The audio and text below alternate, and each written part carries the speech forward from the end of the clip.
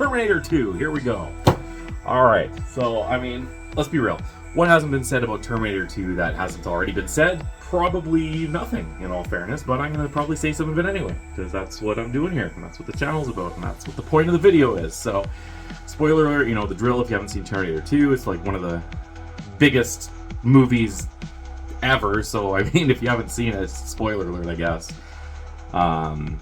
But, I mean, yeah, it's considered one of the best sequels of all time, right up there with, like, Aliens is another one. But yeah, T2 is, like, universally and critically acclaimed as being, like, the best sequel. Most people say it's miles above the original. I say it's on par with the original because I love the original. But that's saying a lot, too. So, no shade. It's a completely different movie, different tone, which is established right off the bat. So let's get into it. Opening scene, you got 2029, the war, the same deal. You got an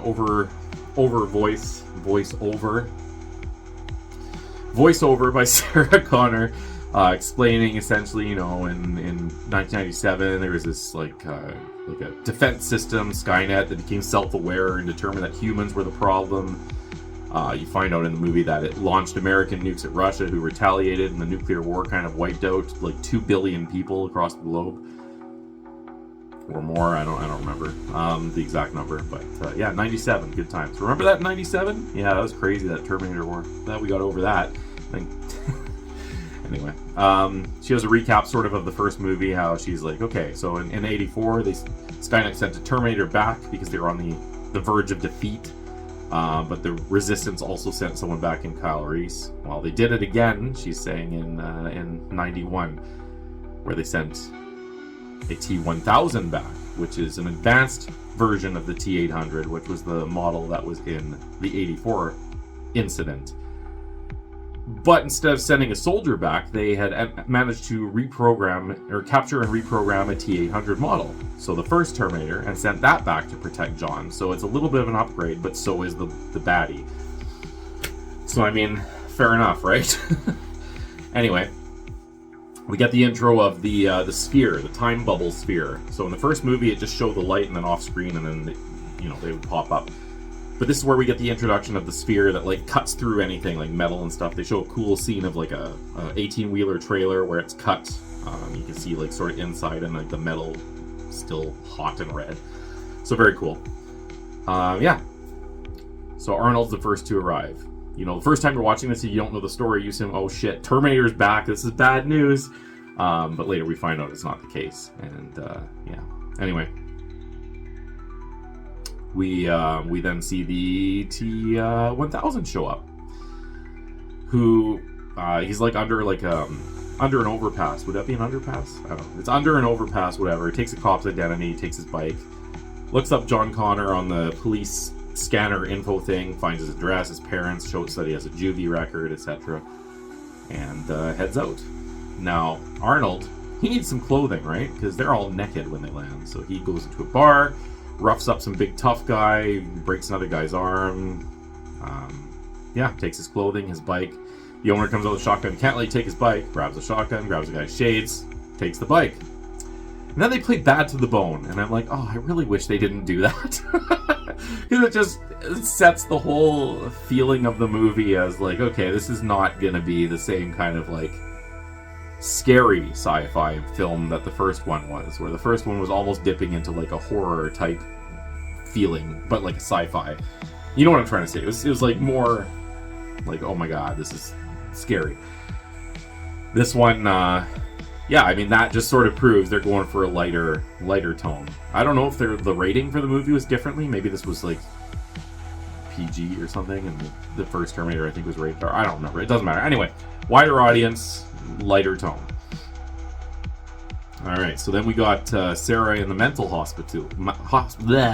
Sarah in the mental hospital. English. You know, I should learn it one day. Yeah, and Silberman's back. Good old Silberman. And he's doing a tour with some people, showing them the facility. And he's like, this is Sarah. You know, gives a little bit of recap. It's like, yeah, she's insane. She thinks there's Terminators from the future, and someone was sent back in time, and there's like a time war, and 2029, I believe, was the date, and all that stuff. Anyway, So they show her, and he's like, "Morning, Sarah." She's like, "Hey, doctor, how's your knee?" Anyway, doctor's like, "Yeah, she like stabbed me in the knee with a pen the other day." So that's good times. She's tried to escape multiple times. Basically, she's in like the high security area of the facility. So that's fun. While this is going on, the T-1000 visits the foster parents. He's like, "Okay, well, let's go right to the home. That's the first, most obvious place that John might be." Foster parents are like, "Yeah, so he frigged off. He doesn't listen to us. We try, but, you know, he's whatever." And the officers, you can tell that the T-1000 is a lot more advanced because it can talk a lot more human sounding. And he's like, "Oh, okay. Do you have a picture by chance of the child? Oh, good looking kid, whatever. Can I take this photo just for, you know, my own, if I see him, whatever." Yeah, sure, whatever. So, okay, so he frigs off. He's like, okay. He's talking to people in the area. "Have you seen this?" These little girls are like, "Yeah, we think he went to, what's it called? Like whatever the arcade name is." And he's like, "Oh, okay." So he goes to the arcade, and he's looking for the kid, and John Connor and his redheaded mullet friend, who everyone will know exactly who I'm talking about, because it's like, it's a redheaded mullet kid. It's a kid with red hair with a mullet. I mean, yeah, he's in the movie for like all of 2 minutes, and he's like one of the most probably easily recognized or known from recognition, if you mention him, characters in the entire series, which is kind of hilarious. It's that mullet, man. Like, we gotta bring that. No, we don't have to bring that back. Anyway, whatever. That's kind of irrelevant. So, right, arcade. It's asking the kids, "Have you seen John?" Whatever, and they're like, no. And then the T-1000 approaches the mullet kid. He's like, "Have you seen this kid?" And shows him a picture of John, and mullet kid lies. He's like, "No, I don't know who that is." Anyway, sneaks back to John. He's like, "Yeah, John, we got to get the hell out of here. We got the cops looking for us." And he's like, "Oh, shit." And just as they're about to leave, they see a bunch of other kids saying, "Yeah, he's right over there." Like, oh, for God's sakes. Anyway. Oh, side note, before they got to the arcade, John had been trained by his mom, apparently, a lot of like life skills, including hacking ATMs for money. So he pulled out $3,000 for the arcade. That's gonna be a good day at the arcade, considering all the machines take quarters, right? Like, literally, you could probably spend like, I don't even know how long there. Unless you really suck. If you really suck, you could blow that in an hour, probably. Anyway, doesn't matter. So, she's taught him life skills. She's been with various different men. Essentially, if they had a skill that she could learn and teach John, and that's kind of what she's been doing. John sort of resents her. She was arrested. He thinks she's crazy about the Terminator stuff, doesn't believe any of that stuff. She's told him everything, but he's like, "Yeah, right, Mom, come on, you're insane." She's in an asylum, so I mean, what are you gonna assume, right? So, anyway, they run down a little back hallway maintenance area or something, and the T-800 he shows up just as the T-1000 shows up. So one here. And I guess based on the description that his mom was told him, John immediately recognizes the T-800 as, "Oh shit, that's a Terminator." So he's like horrified. He's like, "Oh my God, they're real." Anyway, to his surprise, this Terminator takes a bunch of bullets for him, gets in the way and protects him from bullets, and fights off this other liquid metal Terminator. This is the first time that you can see that he's kind of like liquid metal. Essentially, is like the shots with like it shows the metal and whatever. Anyway, yeah. So that happens. There's a big chase scene with like a crane truck, and John's trying to get away because he still thinks that the Terminator's out to kill him. Also, this other guy. So he thinks there's 2 people out to get him. So he bolts. He's on his little dirt bike. He goes down like I don't know, what is it, like a floodway or something, whatever they have in LA, where it's like for excess water if it rains, I guess. I don't know what they're called. We have one here in Winnipeg. It's called the floodway, so I'm assuming that's what it's called there. But anyway, he's driving down there, and there's like burnt out cars and stuff, and you can visualize what I'm talking about anyway. And he thinks that he's lost him, and then all of a sudden, off the edge of a bridge, smash right through the rock barrier, this crane truck that has been chasing him just goes flying right in his thing. So he's like, "Oh shit, okay, I gotta get out of here." Anyway, dirt biking ain't fast enough, so it's like bumper to wheel, and he's like bumping John. At this point, that's when the T-800 is on his motorcycle, obviously a lot faster than a dirt bike, and he's chasing him down and ends up getting in front of him and grabbing John off the bike and plopping him down on the seat and turning around and shooting the crane or the tow truck, whatever it is. Yeah, it's a tow truck, I think, like a semi tow truck, so it's big. Anyway, it ends up crashing and they end up getting away and whatnot, and the fuel drips and explodes, and they think, okay, well, is he dead? And then they show the liquid metal, like completely made of liquid metal, walking through the fire and slowly reforming into like the thing. Oh boy, okay, so we're dealing with something kind of piss poor here. We're gonna have to up our game a little bit. And yeah, John's like, you're a Terminator, right? And he's like, yeah. And it's like, oh shit, okay, my mom was right. And they're like, oh shit, my mom, we gotta go get her. And the Terminator's like, no, we can't do that, I'm sorry. Your mom would be a prime suspect for the T-1000 to try to lure you. He's gonna go there and he's gonna manipulate himself to be her. And he's like, okay, well, what happens to that? And he's like, yeah, usually when he does that, the person he's become is dead. He's like, well, we gotta go there. And he's like, we can't. He's like, no. And then somehow he finds out that he can like order him to do stuff. He gets him to like stand on like one leg just to make sure that he is. And he's like, okay, well, it's now a priority. We're getting my mom. And he's like, all right. Kids, right? Ugh, always trying to save their mom from getting murdered by a future machine. Anyway, so they head to the psych ward, and at this point, Sarah is essentially getting herself out. So she like gets licked by some orderly and ends up breaking herself out with a paper clip and smacks this orderly with a broom handle. It's brutal, a brutal takedown, if I may add. Ends up taking out enough people in an area and finds Silverman and like takes a syringe and puts cleaning fluid in it and jabs it in his neck as like he's gonna be a hostage. So if anyone tries to stop her from escaping, she's just gonna go right, and yeah, he'll be toast. So very effective. So she comes to the main door area and she's got the syringe in his neck and she's like, if you don't let me out, this is going in him and he'll be dead before he hits the ground. And they're like, okay, we'll let you out. She's ordering them, like, open the door, lay on the ground, face away, blah, blah, blah, blah. Anyway, another orderly is hiding behind a corridor and knocks the needle out. Ends up tackling her, and she's running towards the elevator, and the elevator opens, and she runs toward it, and that's when the T-800 comes out. So John and the T-800 are there at this point. But she doesn't know that she just sees the thing that tried to kill her in 84, so she's absolutely horrified, running right back into the hands of the orderlies who are all like cuffing her and holding her down. She's like, no. Anyway, Arnold disposes of them by throwing them around and stuff. And oh yeah, I forgot to mention at this point, like John basically told him like, you cannot kill people. That's like a prime directive. He's like, all right, fine. So he doesn't kill them, but he like removes them from being in the way. And takes Sarah, and they go through like the parkade area. They take a car from a security guard and whatever, and then they're off, right? So that's good. The whole time also, the T-1000 has been pursuing them. So yeah, shortly after removing the orderlies from her and grabbing Sarah to go, that's when the T-1000 reveals that he's been in there. So he had like, there was a cool scene where he melts down to like imitate the tiled floor or whatever, and a security guard gets a drink, and he like reforms out of the tiles as like a duplicate of that security guard, and the guard's like, what the hell? Apparently they used like identical twins for that scene, which is kind of a cool thing to know. But yeah, so that happens and kills him, and that's how he was able to get in and have access and everything. Anyway, so T-1000 goes liquid metal, goes through the bars.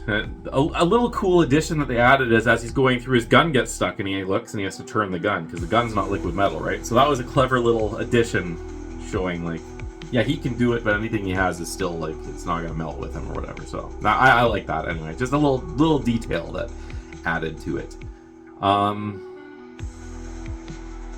Yeah. So then what happens? So yeah, they go in the car and John's feeling guilty for not believing her and all that stuff, and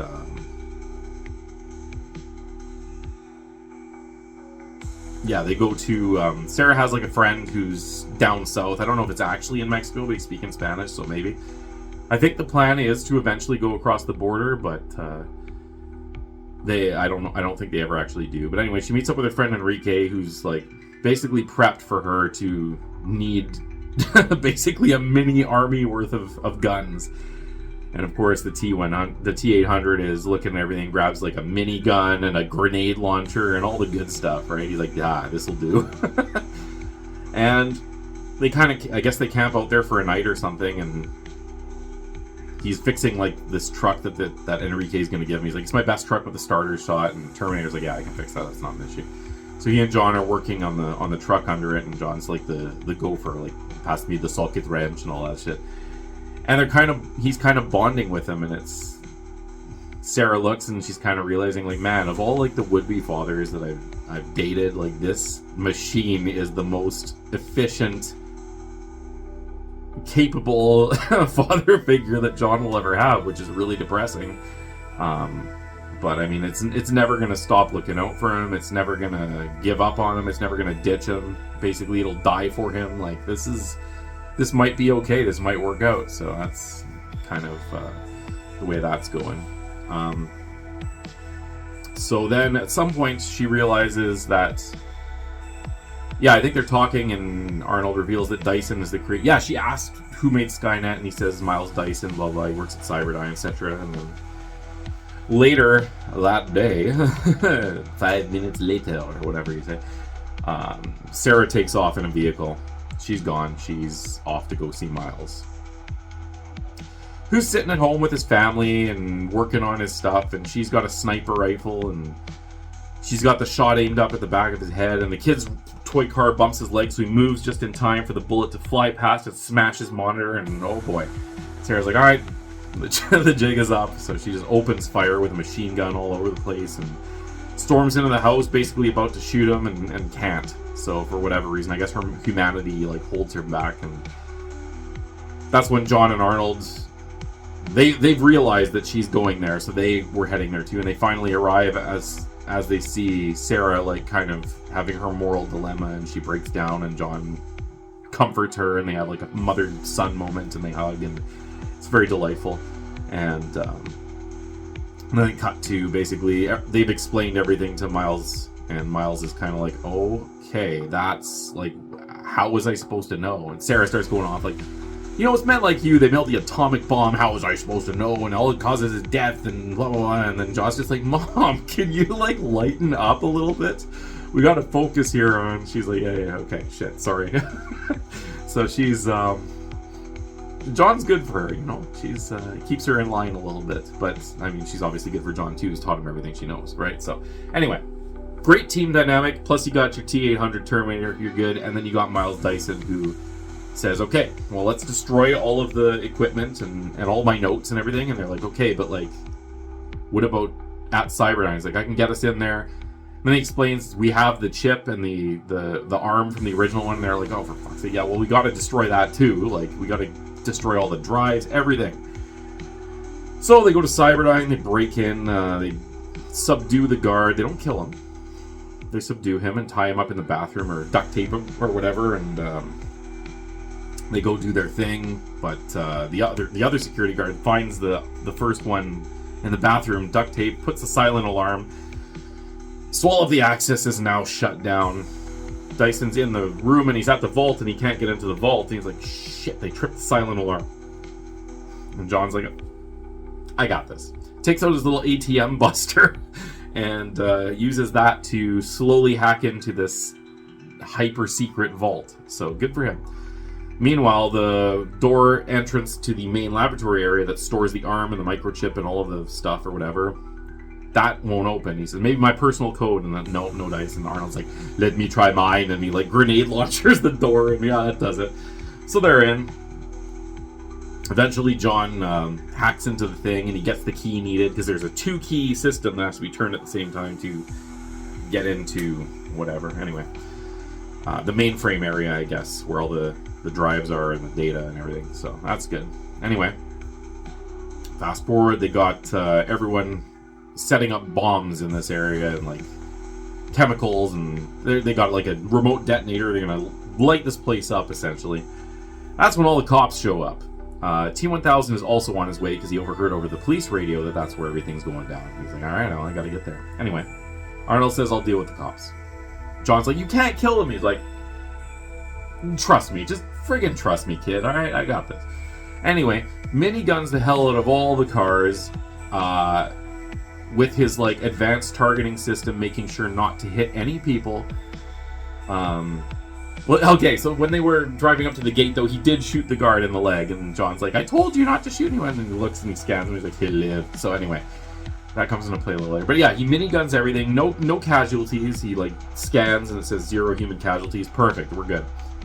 They go back, they set up the thing, but a SWAT team enters, and Dyson ends up getting shot, unfortunately. And he goes out like a hero, basically. He's got like a pressure switch that he has. He's like, as he's dying, he's holding this thing, and right under it is a little switch. So as soon as he like loses strength, boom, the explosion will be set. And the SWAT team rounds the corner. He's like, I don't know how long I can hold this. And they see him, and they go, oh shit, we gotta go. So they get the hell out. Anyway, boom, noble sacrifice. Miles Dyson, you will be missed. But they destroy Cyberdyne completely. All his research, all his data gone. So mission accomplished for that. Booyah.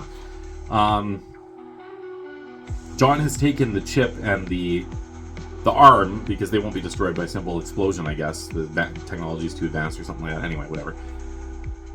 They take off, and they end up stealing like a SWAT van, and they drive off as the cops are all shooting them, and that's when the T-1000 arrives, and he's in the building, and he looks, and he sees them all shooting at the SWAT car. He's like, okay, that's clearly where they are. So he does the coolest thing ever. So he's in his motorcycle, he drove up the stairs, and he sees the helicopter. He's like, I could probably make that. So he drives through the window, and basically GTA's it. So he like jumps off his bike, grabs the skis of the helicopter, climbs up, throws the guy in, takes over the helicopter. So literally, like, GTA must have been inspired by that or something, because that's brilliant. Anyway, chases them down with this helicopter, and I think I remember reading at one point that the helicopter chase scenes were all like an actual helicopter pilot. So like they fly under like a low bridge, and they're like flying in and out of cars and stuff. So whoever did the stunt work, wow, you nailed it, dude. Like, this helicopter scene is impressive, knowing that it's not models and it's an actual chopper. Anyway, advantage, right? He's in the air, but for whatever reason, he's ground level behind the SWAT van, shooting at them, trying to like take it out, because the helicopter itself doesn't have a gun, right? And Arnold, of course, is shooting at the helicopter. He's not doing a hell of a lot. So finally, he like slams on the brakes, and the helicopter smashes into the back of the SWAT truck. And so that's out. That ends up like flipping the SWAT truck, so they have to like switch vehicles. So the T-1000 grabs like a cryo truck. So it's like a tanker full of like liquid nitrogen or something like that. And Arnold grabs like this little home and gardening like mom and pop shop thing. Little pickup truck with like a shed on the back, and its max speed is like, I don't know, probably not even, it's probably like 80 kilometers an hour or whatever, because this truck is catching up to it quite quickly. Yeah, I put the pedal down, like, this is the vehicle's maximum speed or whatever. Like, I can't do the accent, I'm sorry. But, sorry, my throat's getting drier. I'm getting too excited, man, because these movies are great. Anyway, chase scene happens, blah, blah, blah. They end up going to, like, a metal plant, like a steel factory or whatever, and cryo truck crashes and whatnot, and the tanker spills liquid nitrogen everywhere, and of course all the workers are like, okay, evacuate, this is not good. T-1000 walks out and gets splashed with the liquid nitrogen, and you see him slowly freezing, and as he's walking, he's looking, and his foot shatters and sticks to the ground. He like almost falls over, and he's basically frozen after like 10 seconds of exposure, because it's liquid nitrogen. Like, yeah, exactly. So, but they're in a steel mill, so it's hot. There's like molten metal being made and molded and stuff, and they're making steel beams, so like it's a heated environment. He is quickly thawing. Arnold sees this, he's like, all right. But not before the classic hasta la vista, baby, and he like grenade launches or shoots him, and he's all frozen in liquid nitrogen, so he like shatters into like a billion pieces, and they say, okay, well, we got some time now. But they see his metal chunks melting and slowly merging together, like mercury, like liquid mercury, you know how it like sort of connects and forms like a whatever. Pretty sure that's what they used. So that happens, and then yeah, there's the whole inside the industrial plant thing. So we did like an industrial plant in the first one. We're gonna copy that in this one because it worked, and it works in this one too. And you don't even care that they're kind of recycling the idea or the location because it is different enough. One was a manufacturing plant. This one is a steel manufacturing facility or molding facility. So, yeah, basically T-1000 catches up. He fights Arnold briefly, pretty effectively takes him down temporarily. However, Arnold like attempts to do what he can. T-800, I should say, sorry. And he gets basically slammed with a big metal beam, and so his chest, and then his head, and his head, and his head, and he's slowly down, and he's like crawling a little bit to try to get his gun or whatever, and T-1000 is just like, nah, it's not gonna happen. Grabs like a big metal pipe thing and stabs it through his chest and twists, and you see the T-800's red eye slowly dim, and it's like, okay, well, that's the end of that, I guess. At this point, Sarah's been shot too, so her arm, or not shot, stabbed, because he got up to Sarah after he took out the T-800 and stabs her and says, call for John, I know this hurts, so call for him, and she's like, yeah, fuck yourself. Anyway, just as he's about to through her head and kill Sarah, T-800 is rebooted and basically takes that same pole and smashes him, and it cuts through the liquid metal about down to his stomach, and so he's like disoriented and whatnot. Yeah, and she essentially gets away, and they have their scuffle again, and Arnold gets his arm stuck in like a gear of some big machine because the T-1000 shoved him in there and turned it on, so it like cranks and he's stuck, and he's trying to get his arm out, and T-1000 just looks and is like, idiot, walks away to go find Sarah. At this point, John is separated from Sarah because she told him to run when the T-1000 had her pinned and all that, right? So you hear Sarah calling out, John, help me, which it's not very Sarah-like if you've seen her up to this point in the movie, but it's his mom's voice, so he comes running, and then you see the real Sarah behind this fake Sarah, and she's like, John, and he looks, he's like, what the, and yeah. Mom does the shoddy to the T-1000, and basically he's essentially about ready to take her down for good this time. When you see still injured Arnie with the grenade launcher, boom, hits T-1000, grenade goes right in him, boom, and you get like this twisted metal thing of the T-1000 like trying to like conform itself. The explosion must have damaged some of the chips in his metal or whatever, because he's having a hard time with it, and he ends up falling into a pool of molten metal, and that's it for the T-1000. He's officially done. You see him like trying to get out of it, splashing, making like weird robot noises, and morphing through all the faces that he's acquired since he first started doing that, I guess. So you got like the security guard, you got Robert Patrick, the main actor who plays the T-1000, awesome by the way. You got he killed the foster parents, by the way, so he's got the foster mom, and there's a cool scene where the dad is like drinking milk and then gets impaled through the milk and through his mouth. So anyway, you see the mom and you see that, and it's dead. And Arnold's like, alright, so here we are. You're like, John pulls out the arm, and he's like, will that melt this? And Arnold's like, affirmative, and he throws it in there. And he's like, and the chip too. And he's like, okay, cool, perfect. And they're like, oh my god, it's over. And he's like, Arnold's like, no, not yet. There's one more chip. And John has a little breakdown because, yeah, it's a machine and everything, but this is like the first like real father figure he's had. He's kind of like, he's choked. Like, Arnold's been good to him, you know what I mean? He's been a good friend, role model, protector. But ultimately, they all know that, yeah, it has to happen. So he's like, I can't self-terminate. Sarah, you gotta lower me. Gives her the thing. She's like, alright. With a heavy heart, she does it. She lowers him in, and you see him slowly going into the magma, and then his hand is like, and it like switches to like this. Because throughout the movie, John had been teaching him slang, like high fives and like fuck off dickwad or whatever and stuff like that. I guess taught him thumbs up too, so anyway, that's that.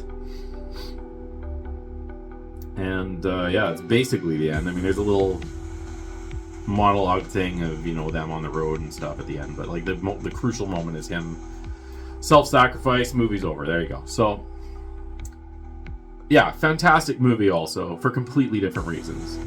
It doesn't really go with the horror vibe. It kind of does a little bit with some of the creepy things that the T-1000 does, but I would say this is like an action sci-fi, whereas the first one was like a sci-fi horror. But it does that very well. The action scenes are fantastic. The practical effects are a leap and bound above the first one. The only thing that they still haven't quite nailed and is a little bit dated is when he has his exposed like endoskeleton, they do not make the eye move with his other eye. So there's like some scenes where he almost looks cross-eyed or like wide-eyed or whatever, which kind of throws you off. As I'm watching it, I don't care because it's a great movie. I just say, whatever. Maybe his eye's damaged and it can't move or something. But then you see it facing the same way as his eye in another scene, so I don't know why they didn't do that, but whatever. Other than that, everything is great.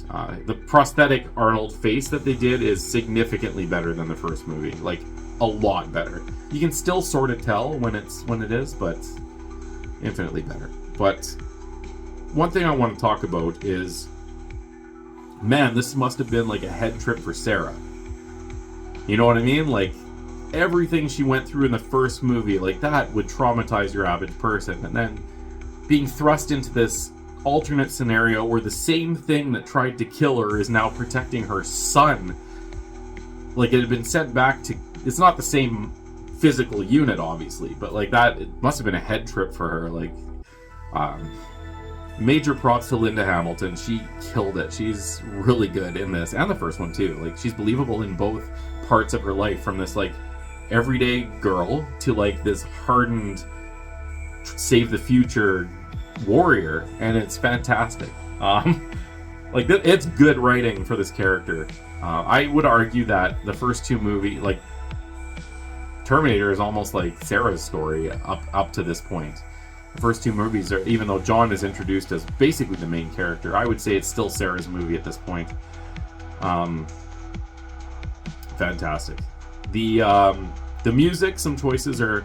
I did prefer the music in the first one. It was a lot more like dark synthy stuff, and in this one there was like some, you know, you got Bad to the Bone, and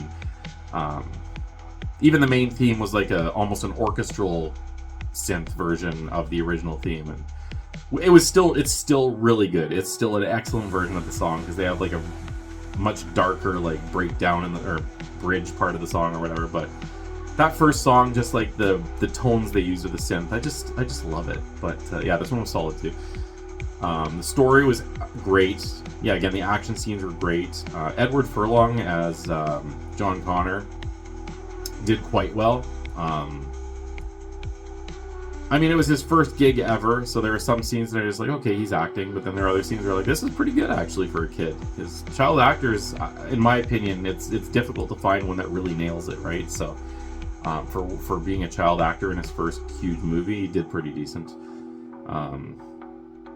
It was good seeing Silverman again, because he ends up being kind of like a little main side character throughout the series. I don't know how many movies he appears in, but he's in a couple more. So that's fun.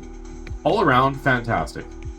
Now, where I'm going to rank it, most people will disagree with me. So I gave The Terminator from 1984, I gave it a 9.31, I believe. I'm going to give Terminator 2 Judgment Day a 9.30. And my reasoning for that is strictly the genre of movie that I prefer. I love this movie. It's one of the best action movies ever. And I mean, it's like a 10th or a 100th or whatever score less than Terminator 1. So I mean, don't take that as my not liking this movie at all. It's still one of the best movies ever made, in my opinion, in the genre. But I always do like the creepier, like scarier kind of atmosphere than the action-oriented atmosphere.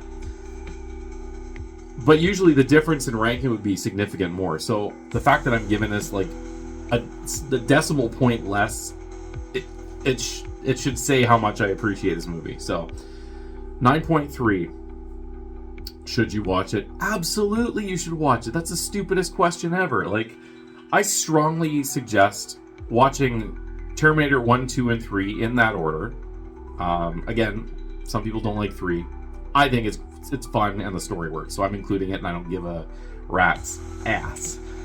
But even if you skip 3, watch Terminator first and then Terminator 2. The story it flows great. The difference in tone is interesting, but it works.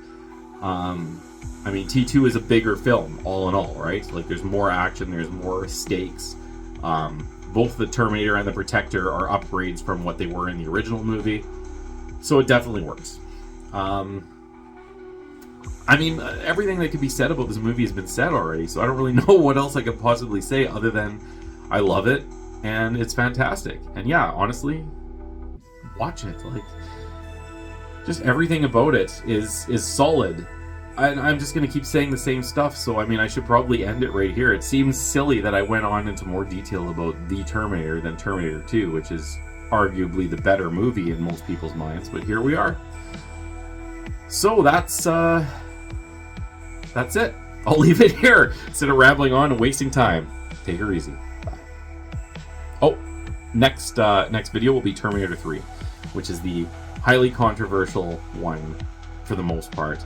I friggin' love it for what it is. A lot of people absolutely hate it, and they say there's only 2 Terminator movies. I'm going to explain why I think that there are 3 Terminator movies in the next video. So stay tuned for that if you're at all curious why anyone would defend Terminator 3 Rise of the Machines. Alright, take her easy, for real this time. Bye.